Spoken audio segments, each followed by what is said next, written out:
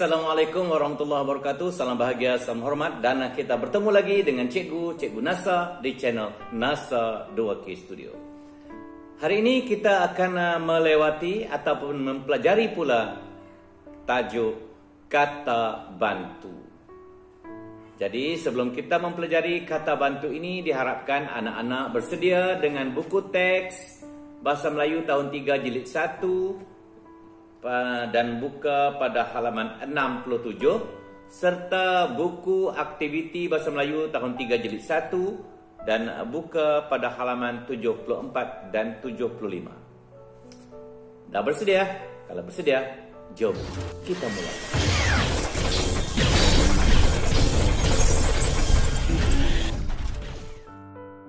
Pada akhir pembelajaran hari ini, cikgu mengharapkan agar anak-anak dapat membina ayat menggunakan kata bantu. Jadi sebelum kita mengorak langkah dengan lebih jauh lagi, elok kalau kita tahu dahulu apa yang dikatakan kata bantu. Kata bantu ialah jenis perkataan yang bertugas membantu frasa kerja, frasa adjektif dan frasa sendi nama untuk menimbulkan makna-makna tambahan dari segi aspek waktu atau ragam. Kata bantu boleh dibahagikan kepada dua kumpulan, yaitu kata bantu aspek dan kata bantu ragam. Kita akan lihat satu persatu dahulu jenis-jenis kata bantu ini. Pertama, kata bantu aspek. Kata bantu aspek memberitahu sama ada perbuatan itu sudah, sedang atau belum dilakukan, belum dibuat. Kata bantu aspek menimbulkan suasana perbezaan masa, yaitu sama ada lampau yang dah berlalu, masa kini atau masa hadapan. Contoh-contoh bentuk kata bantu ialah telah, baru, pernah, sedang, masih, akan, dan belum. Itu kata bantu aspek. Kata bantu yang kedua adalah kata bantu ragam. Kata bantu ragam ialah bentuk kata yang menyatakan atau menerangkan ragam perasaan yang berkait dengan perbuatan yang dilakukan, seperti hendak, mahu, harus, mesti, boleh, dan dapat, berkaitan dengan perasaan kita. Dalam arti kata yang lebih mudah, kata bantu ragam ini menerangkan perasaan dan pendapat orang yang melakukan perbuatan itu. Kalau anak-anak tak jelas, tak mengapa, nanti cikgu akan jelaskannya melalui ayat-ayat yang diberikan. Sekarang kita lihat beberapa contoh kata bantu aspek. Perkataan telah, sudah, dan pernah menunjukkan perbuatan ini telah berlaku. Contoh ayat, kami sudah membaca buku itu. Ataupun, dia pernah bekerja di kedai itu.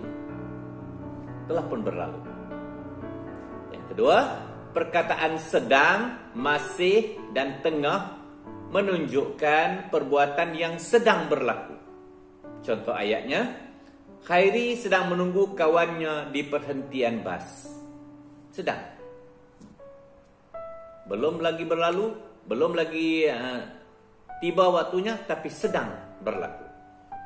Yang ketiga, akan dan belum. Akan dan belum menunjukkan perbuatan yang akan berlaku. Contohnya, mereka akan bertolak ke Pahang pada esok pagi. Belum berlaku, besok baru nak berlaku. Itu tentang kata bantu aspek. Sekarang kita lihat pula tentang kata bantu ragam yang menggambarkan perasaan ataupun kehendak orang yang melakukan perbuatan itu. Hendak, mahu, ingin menunjukkan sesuatu keinginan atau tujuan. Keinginan dalam hati, dalam sanubari kita. Contohnya, Dia hendak membeli sebuah motosikal. Dah beli belum? Belum. Baru terasa nak beli. Itu maksudnya. Kedua, harus, mesti, perlu dan wajib. Menggambarkan ataupun menunjukkan perbuatan yang mesti dilakukan. Kena buat. Tak buat salah. Benda-benda wajib kita wajib buat kan. Harus pun kita perlu juga buat untuk sesuatu kebaikan. Contoh ayat, murid-murid harus mematuhi peraturan sekolah. Kena patuhi peraturan sekolah. Ayat yang kedua, setiap warga negara mesti menjaga kebersihan alam sekitar. Mesti. Kena jaga. Tak jaga tercemar alam kita. Perkataan boleh dan dapat menggambarkan ataupun menunjukkan keupayaan membuat sesuatu. Boleh buat. Dapat diangkat. Contohnya. Contoh ayatnya, Kasim dapat mengangkat batu yang berat itu. Dapat dia. Walaupun batu yang agak berat, dia boleh buat. Baik. Dan akhir sekali, mungkin. Mungkin untuk menunjukkan perbuatan kebarangkalian atau kemungkinan.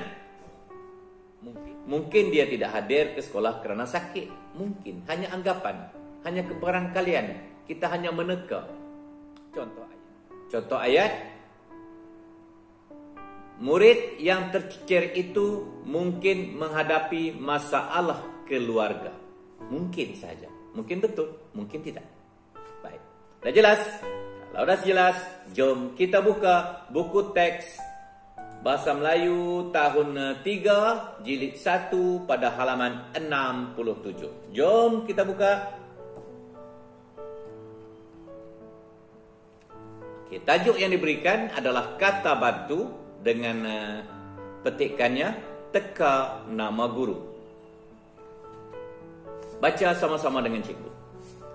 Murid-murid tahun 3 angsana mendapat guru baharu. Mereka menjalankan aktiviti meneka nama guru. Cikgu baru tak tahu nama, pakat-pakat teka namanya. Fatin, Darshini, William, Jiva dan Saiful dalam satu kumpulan. Walaupun mereka terdiri daripada pelbagai kaum, namun mereka gembira menjalankan aktiviti tersebut bersama-sama. Gambar yang pertama, murid-murid sedang menyusun huruf di atas meja. Apa kata bantunya? Dah berlalu, sedang ataupun akan datang? Sedang. Sedang berlaku pada masa itu. Kata bantu aspek. Seterusnya, setiap kumpulan boleh meneka 2 kali sahaja. Boleh perasaan ataupun tindakan. Kata bantu ragam. Yang ketiga, tekaan Fatin dan Darshini mungkin betul. Mungkin hanya agakkan, hanya kebarangkalian. Kata bantu ragam. Berikutnya diberikan perkataan patut. Apa ayat yang kita buat? Cikgu ada menunjukkan bahawa huruf A itu perlu dibuang. Jadi kita boleh membina ayat seperti ini. Kamu patut menggugurkan vokal A ataupun huruf A. Patut. Soalnya, jadi ragam. Berikutnya, Fatin akan meneka nama cikgu. Nama cikgu ialah Intan. Perbezaan masa. Masalah akan. Dah teka belum? Belum lagi. Akan. Ya, itu adalah kata bantu aspek dan telah. Apa jawapannya? Cuba kita buat ayat menggunakan kata bantu telah. Cikgu bantu ya.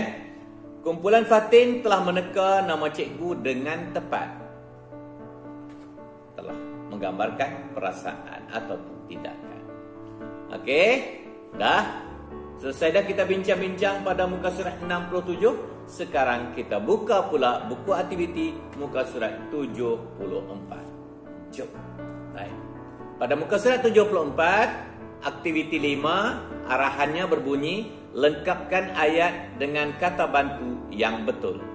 Okey, untuk latihan ini cikgu tak naklah memberikan jawapan terus kepada kamu. Cuma cikgu nak ulang balik apa yang dimaksudkan dengan kata bantu yang diberikan. Saling muafakat. Telah sudah pun berlaku, menggambarkan tentang masa. Kata bantu aspek.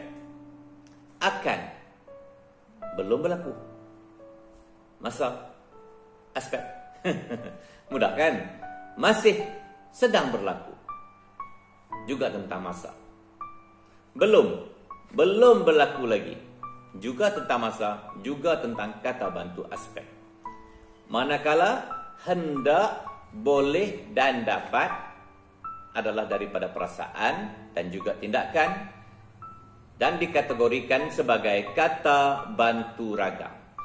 Dah faham semua yang atas tu? Kamu jawab keseluruhan yang di bawahnya. Okey?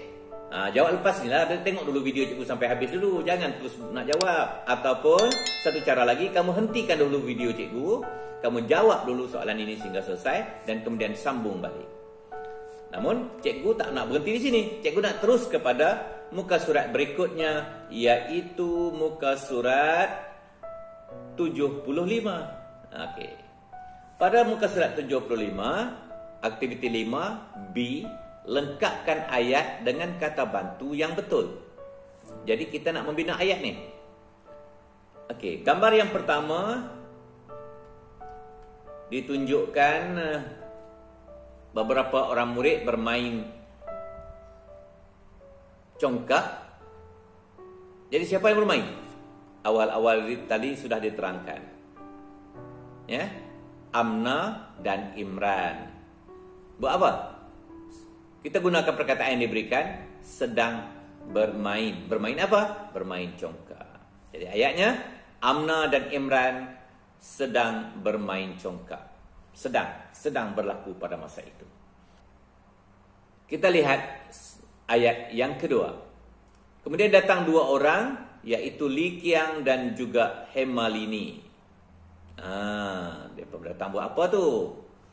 Li Qiang dan Hemalini datang kerana guna perkataan yang diberikan, hendak belajar. Belajar apa? Cara bermain congkak. Ya, pandai. Dah, cikgu tak nak ulang lagi. Ingatlah apa yang telah cikgu terangkan awal tadi. Kemudian diberikan satu petikan, Amna dan Imran mengajar Li Qiang dan Hemalini bermain congkak.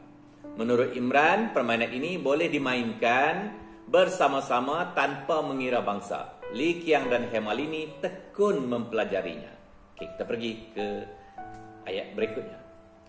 Perkataan yang diberikan adalah mahu dan mencuba.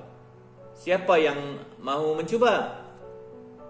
Li Qiang dan Hemalini tadi. Jadi kita gunakan mereka. Ganti nama diri ketiga. Mereka. Mereka mahu mencuba untuk apa? Bermain congkak. Baru nak cuba. Gambarkan perasaan dia. Ya? Dan gambar ataupun ayat yang terakhir, telah dan mahir.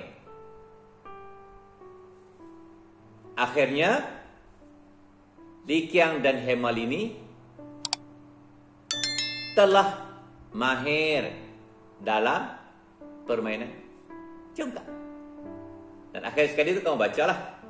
Hemalini dan Li Qiang mengucapkan terima kasih kepada Amna dan Imran. Mereka bermain bersama-sama.